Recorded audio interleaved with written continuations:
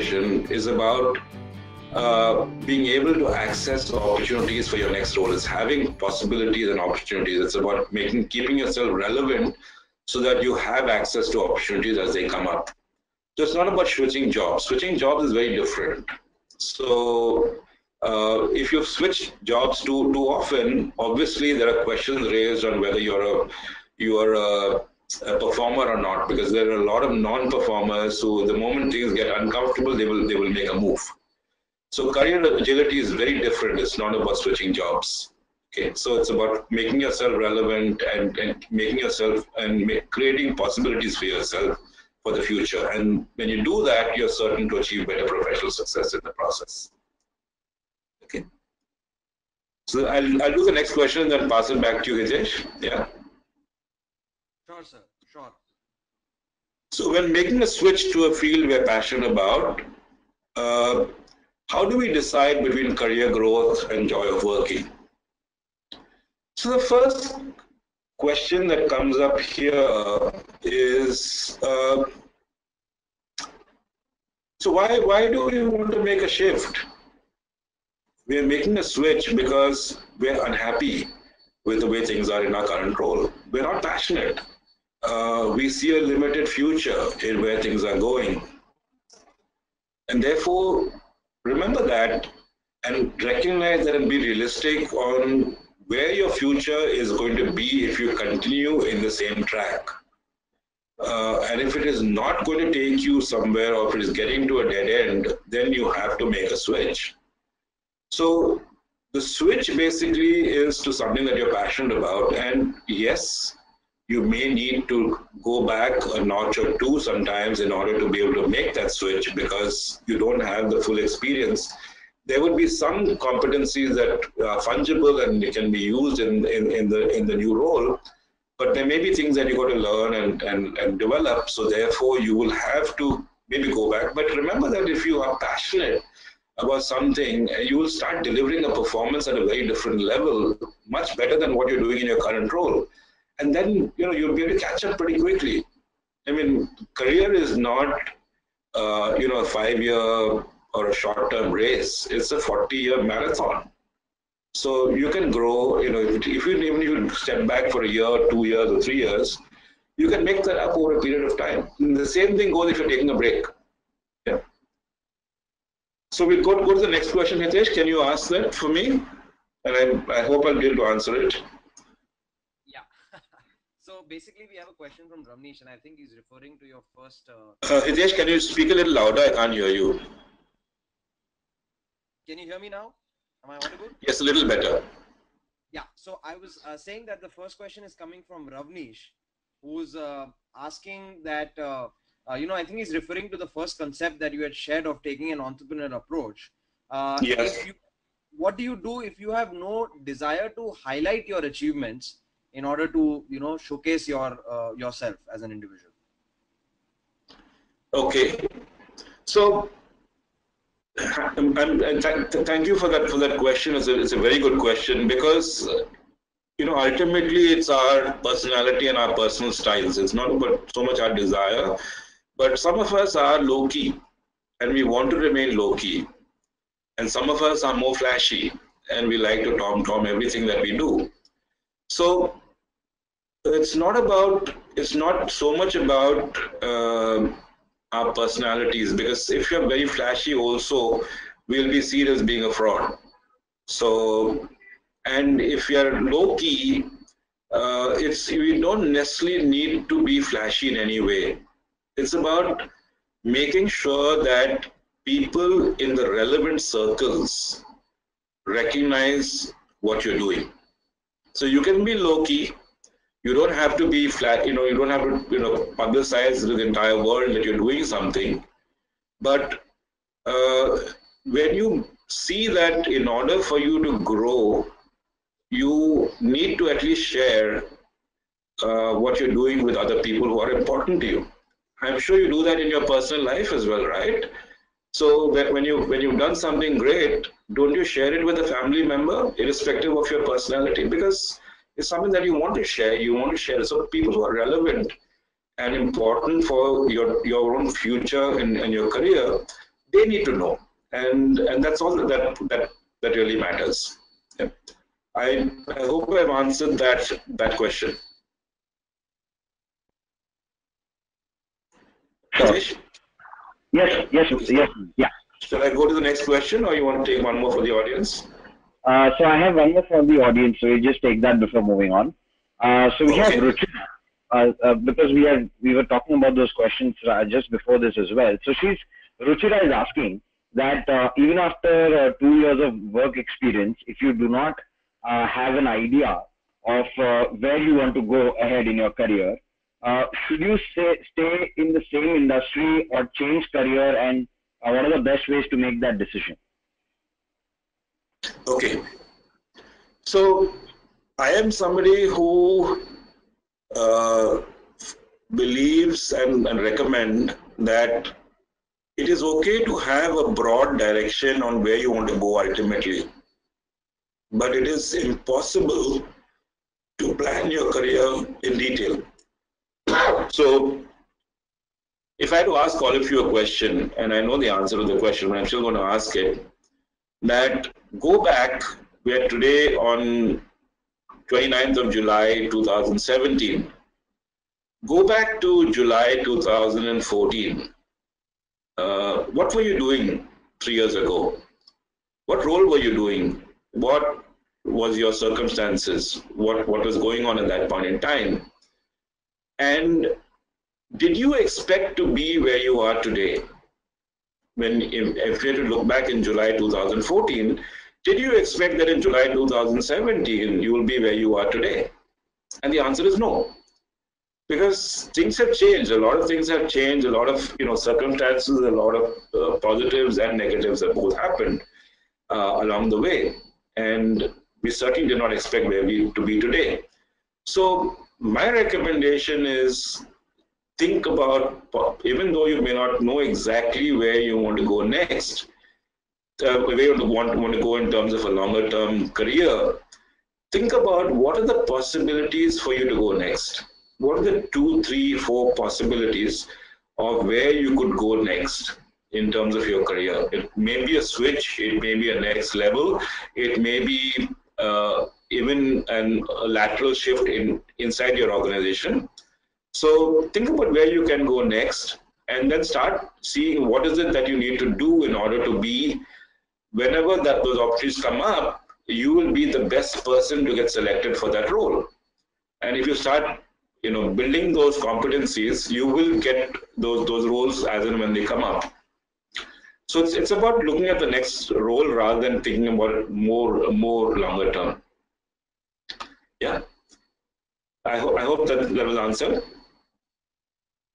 Right, so we'll just know that because Ravneesh has answered that his question was definitely answered. I have actually a couple of very interesting questions, so I'll just ask them to you. We have a question. The next 1 or 2 questions, Nitesh. Can I just do 1 or 2 questions, if it's okay? Sure. No. So it's just fair to the participants who come in, who sent it earlier, that we answer some of them for them as well. Yeah. Okay. So the next one is, this won't take long. I mean, I'm a corporate banker with the same organization for the past 6 years. How to decide whether making a shift would be beneficial for my career? And the answer to that is that, have you been doing the same role in the organization in the last 6 years, or have there been different roles that you've done in the past 6 years? For example, if you were a junior corporate banker and now become a senior corporate banker, and you've been in the same organization for 6 years, then it's fine because you have shown growth or things have improved. But if you are doing the same role for the past 6 years, think about how long that's going to last, and whether those are possibilities. Are there any possibilities to move next? And if you are seeing yourself reaching a ceiling, then you need to make a shift and make a shift urgently, because 6 years is quite a long time in the same role. Yeah. Yes, Hitesh, over to you. All right. So we have a question from Nikunj, who again, I think it's a very interesting question. He says that how are people judged in the industry today, when they work in startups as co-founders or entrepreneurs for some years, and then after unsuccessful journey there, they again try to get back into a corporate job or the industry. So how is this perceived, and are there any tips that one can use to navigate this challenge? So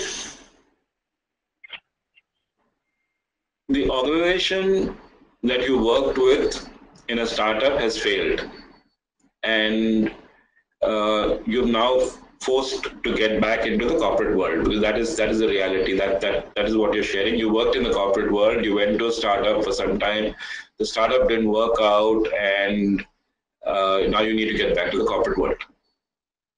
So one way of looking at it is to look at it from a thing that there has been a failure, and there's a failure as and now I'm basically on the defensive, and I'm not able to find myself. It's going to be tough to find a role. Think of it differently. Think of it differently in what you have learned in the last 4 or 5 years, or a number of years that you spent with the startup.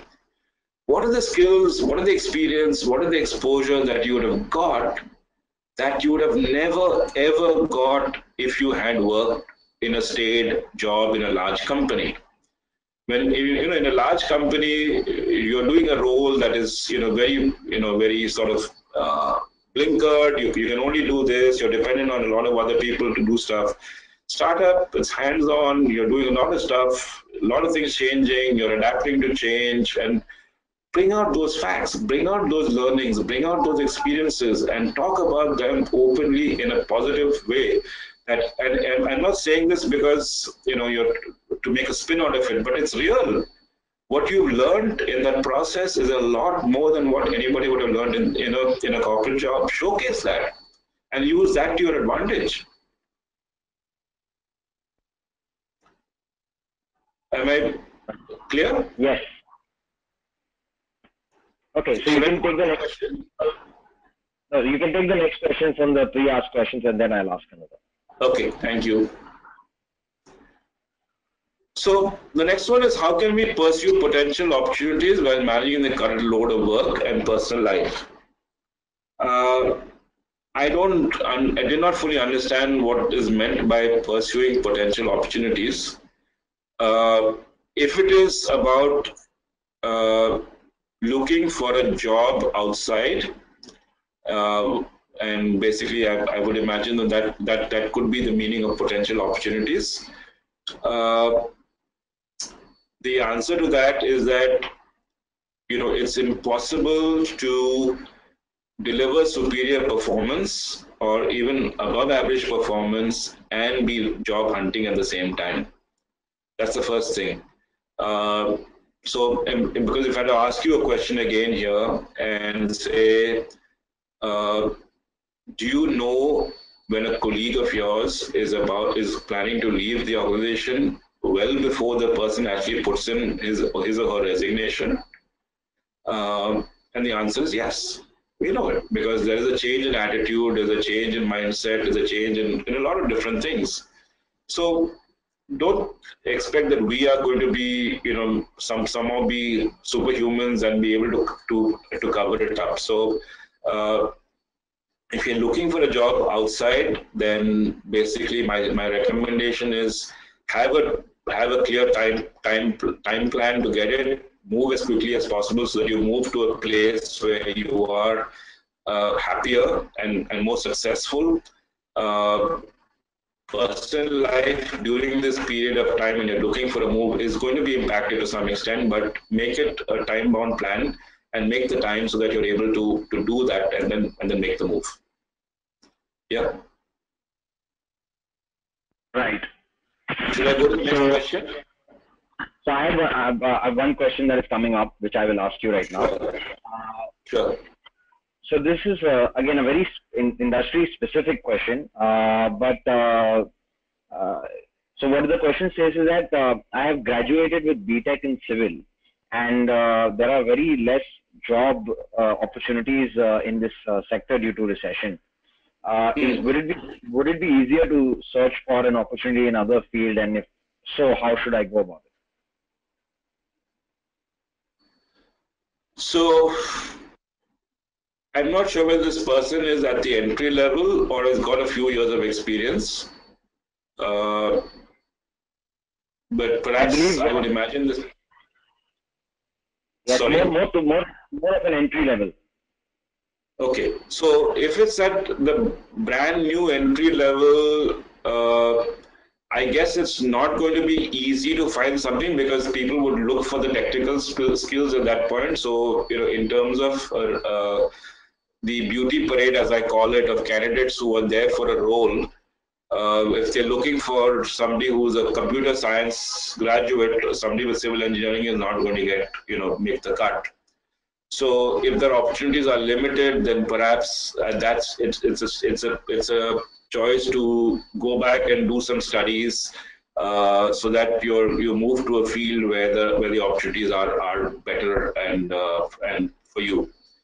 If you have got some years of experience, then think about what skills and experience you have that could be valuable and relevant for another area or another role, and see whether you can get yourself opportunities in that new area or role. It's not going to be easy to make a breakthrough, because when there are candidates who've got a lot of relevant experience and perhaps got those qualifications that you don't have, you may not make the cut, and therefore one way of making a breakthrough is to use your network. See who can basically make a strong statement about you, somebody who's a former boss or a mentor who can make a recommendation to another organization saying, take this guy, he's been an amazing guy, you won't regret it. Even though he doesn't have the experience, he's a quick learner and he'll do something quickly. That might help you to get the breakthrough that you're looking for. But you'll probably need to get some sort of recommendation and support, because in a standard competitive process, it's going to be tough. All right. So you can take the next question, Luis, and then I'll ask you. Yeah. Okay. So is continuous learning through courses, training modules the only answer to professional growth? What are some other tracks? And I've actually shared that in the previous slide, but I'm just going to talk about 2 or 3 of them here very quickly. One is the biggest opportunity to learn is on the job. Okay. We often, most of us don't take those opportunities. It's not about doing our job better, and it's about looking at ways in which we can volunteer for initiatives, in which we can get exposure, in which we can help other people. There are projects, there are new initiatives, there are new things happening all the time in an organization because things are moving, everything's in flux. Look for those opportunities and to learn. That's where you'll get your professional growth, and that's where you build your brand internally, because people will get to see you and be able to see that you're a superior performer. Apart from that, the informal networks of talking to friends, of talking to colleagues, and getting information is something that is very, very helpful as well. Yeah. So these are 2 things. Yeah. Should I do the next question? Sure. There is just one last question that we have, so then you can cover the rest of the questions. So, so this is from Rishi, and he says that he's in the sales department of the same company for almost 14 years now. And though he has grown a little bit in his responsibilities and taken up a managerial position, but he feels that he's still working more as a frontline executive rather than a sales manager. So what can be some steps that he can take immediately to change the situation for him? So, yeah, I mean, it's about, basically, I'm sure he is a very good performer. He's delivering results, and he is also, basically being seen by his boss and by his superiors as somebody who's a very reliable resource. So, they're getting results from him, and therefore they're trying to, they will be happy if he stays that way. But that's not where I'm sure he wants to be for the rest of his life. So it's about trying to get to the next step. And the first thing to do for him is to start thinking of himself differently. He has to start thinking of himself that if he was a sales manager, what would he start doing? What would he need to do, which is different from being his frontline role? If he was, the sales manager or the person. So, what are the things that he would need to do? And then start doing those things in whatever small little way. Make suggestions, take initiative. So it's all about the mind. The mind needs to change, and the mind starts looking at opportunities. I'm just going to share with you a small story here of somebody real, and this happened to me in my headhunting days, about 10 years ago. There was a young lady I hired as a research assistant. And a researcher in a headhunting company is somebody who really has to, look at LinkedIn and other databases and to find candidates. There was an associate who had to speak to the candidates, and then I, as the partner, would basically, be the client relationship person and also, do part of the selection process. So this lady, because we had a lot of work going on, after a short period of time, I said, why don't you also start making a few calls to candidates? And she said to me, how can I do that? I'm just 24 years old and these are all senior people I'm talking to. And I said to her, look, nobody knows who you are on the other side of the line. So just start talking. And that sort of built her confidence. But it was not just that, that which was the next level, but she would come to me from time to time and, give me suggestions saying, Louis, I just heard that this company is coming to India. There could be opportunities for us to do some search assignments there. Why don't you go and call on this company? Or, I was talking to this candidate and he mentioned to me that so-and-so person has left in his organization or some other person has left. Why don't we go and pitch for that mandate? And it was not her job at all to do business development or to do anything. But her mind was there talking about business and she was thinking about it. And I certainly valued it because, it made my life easier as the boss because I had, somebody who was, had her ear to the ground and was giving me valuable information. So it's about for this person also to start thinking of himself differently, to start acting and start behaving at the next level. And then he will get the breakthroughs that will happen. All right. So we have not getting a lot of questions now. So you can continue. So let me just do the last 2 or 3, yeah, and then we can close after that. Yeah. Yes. Okay. So, how does one go about connecting with the right people who will foster mutual growth? Social media has not proven to be effective. First thing here is that a lot of us follow and adopt a machine gun approach when it comes to networking and it comes to job search. What I mean by that we will keep on, sending out hundreds of LinkedIn requests or, apply to all the jobs on the portal and then and then feel that, nobody's being responsive to us. And therefore it's not effective. But the answer is that our approach is wrong.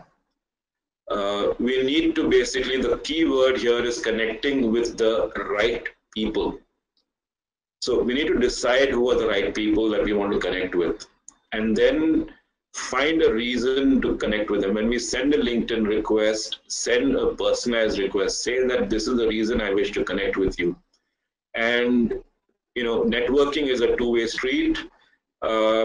People will connect with you only when if they see value. The same way as you accept a LinkedIn invite or you connect with people on a social network where you feel that you're going to get some benefit out of. So make sure that this what is called the WIFM factor, what's in it for me, is seen for the other person. So if you're able to address that, and say that okay, this person is able to, I can add some value or make a difference to that person, whatever small way it is. it's going to make a difference in terms of getting the connection. So it's about building a dialogue, and if you don't know somebody, you have no reason to connect with them. I would say don't send a LinkedIn request, because it just ends up getting rejected, or you might get blocked. It's easier, something that most people do not know, is just follow people.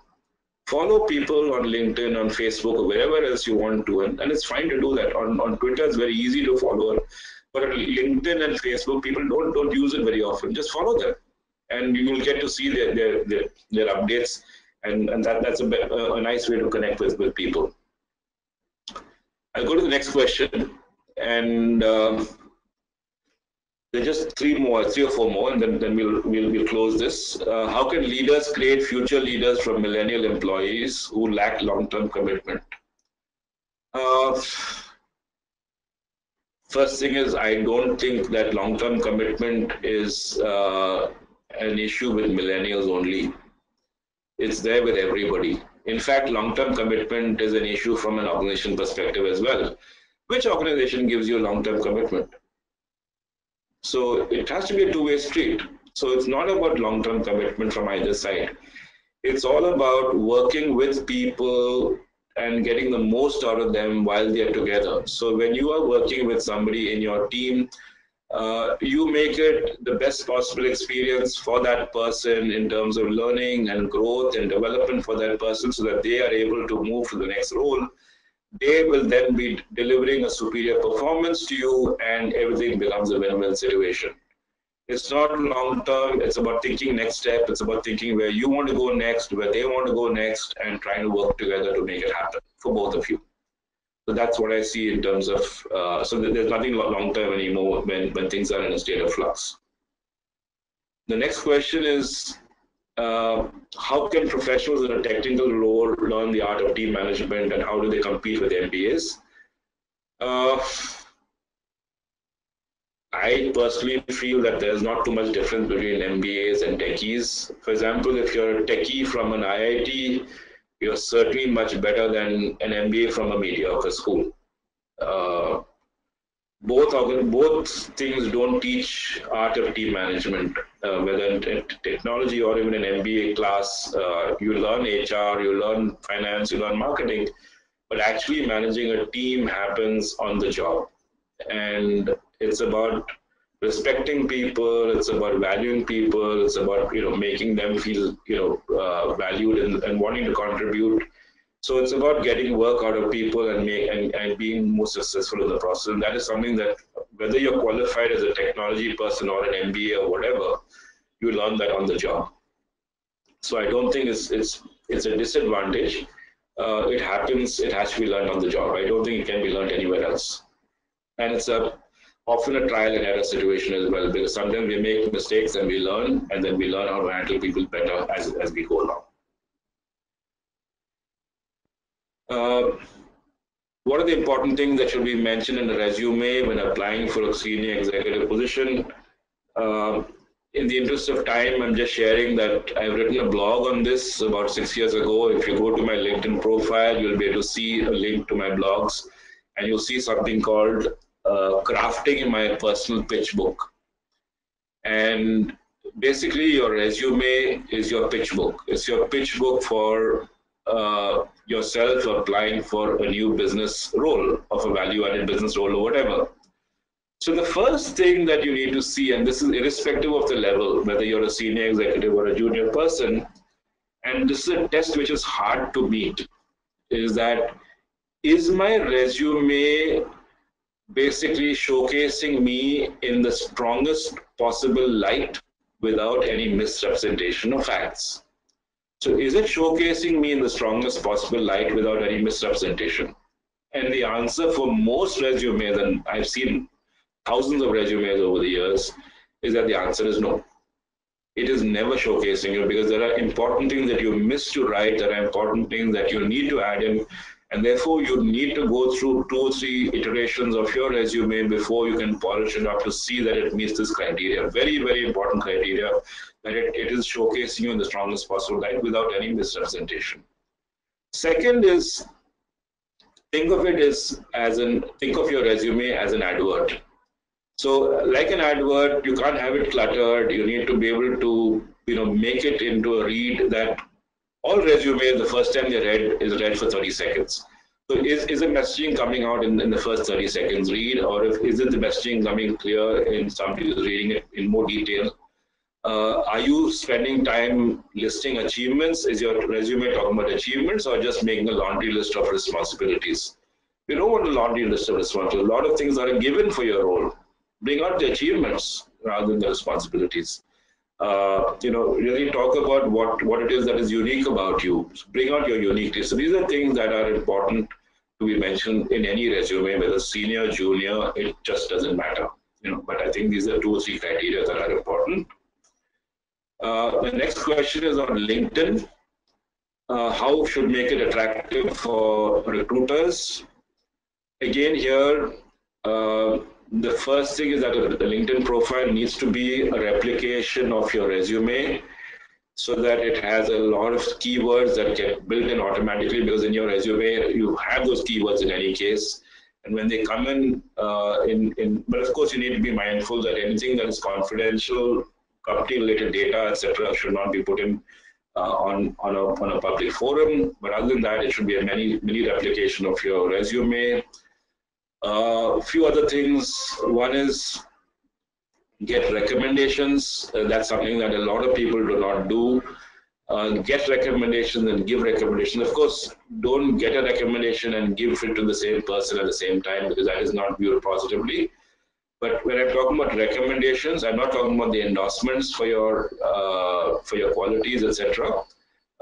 It's about key recommendations. Get ideally 1 or 2 for the last few roles that you've done, especially those roles that you've been around for a long time, or you feel that, for example, if you spend time, the previous example of somebody had a stint in a startup situation. If you have a strong recommendation of stuff that you've done for that role during that role, it's a fabulous way to build up your profile. So recommendation is very important. Participate in LinkedIn groups, be active on LinkedIn, post blogs on LinkedIn Pulse, or share posts, share updates. Be active on LinkedIn, because that showcases you as being a thought leader in some way. So these are elements. One, it should be a replication of your resume.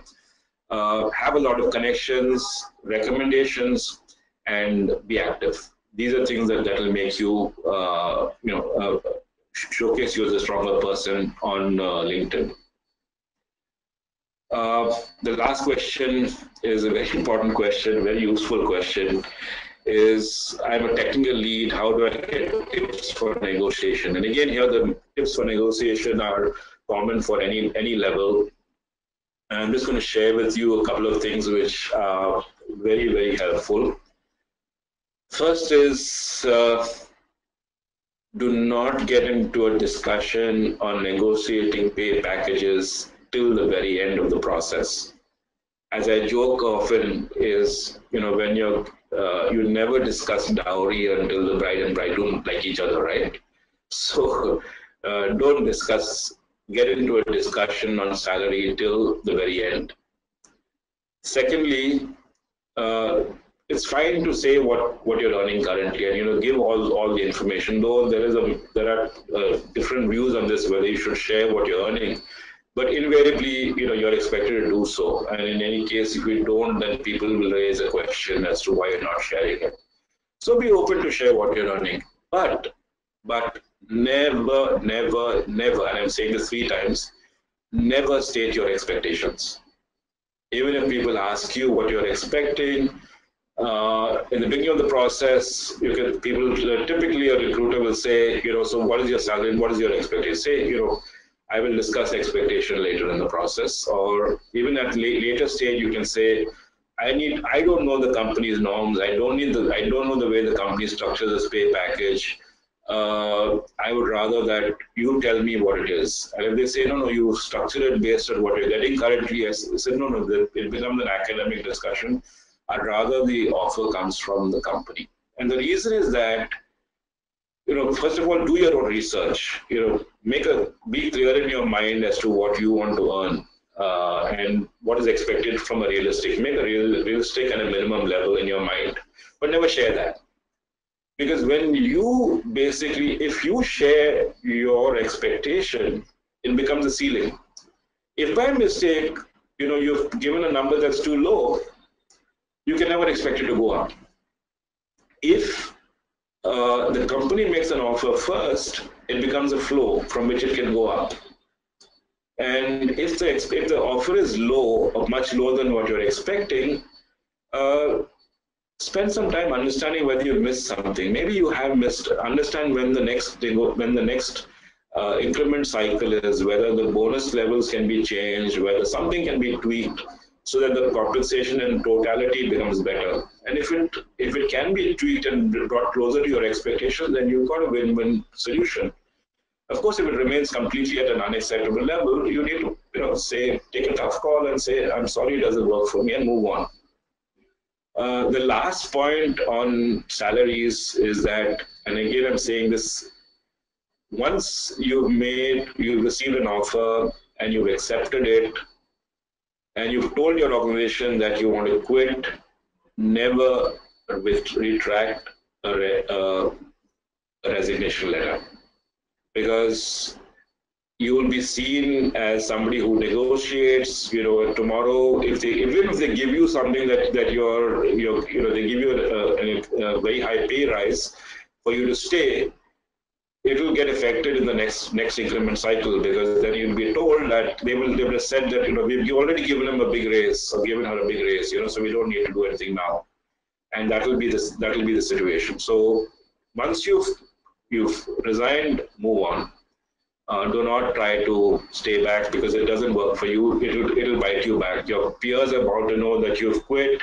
They're going to react. They're going to deal with you very, very, very differently, because they know that you've got a special deal to stay in. Yeah. So that's the final question. If there are any more questions, I'll be happy to answer. I'm just putting on the screen. If you want, just take a screenshot of this one. It gives a link to my blog, so if you want to read it. I have a forum on LinkedIn, which is a career breakthrough forum. I post a lot of stuff there. It's all free for information. Please feel free to join that forum. If you'd like to buy my book, there's a link to my book. Is available on Amazon and on the leading bookstores. Thank you, Hitesh. Thank you for the opportunity. I think we have almost run out of time, right? Right. So thank you so much. Thank you so much for doing this. I think it was a great session. A lot of interesting questions coming up. So yeah, we've extended quite a bit. So we'd just like to wrap up here. Thank you once again, Luis, for taking time and sharing all your thoughts and making this very detailed presentation. And I'm sure a lot of people have learned a lot. And like Luis mentioned, that in case you have any more questions, his coordinates are right on your screen, so you can reach out to him and ask him anything that you want. So with that, thanks again, audience, for being attentive, for asking questions, and hope you have a great weekend ahead. Thanks and all. And with that, I'd like to close the webinar. Thank you. Thank you, everybody. It was wonderful talking to you. Thank you. And look forward to being in touch. Bye-bye.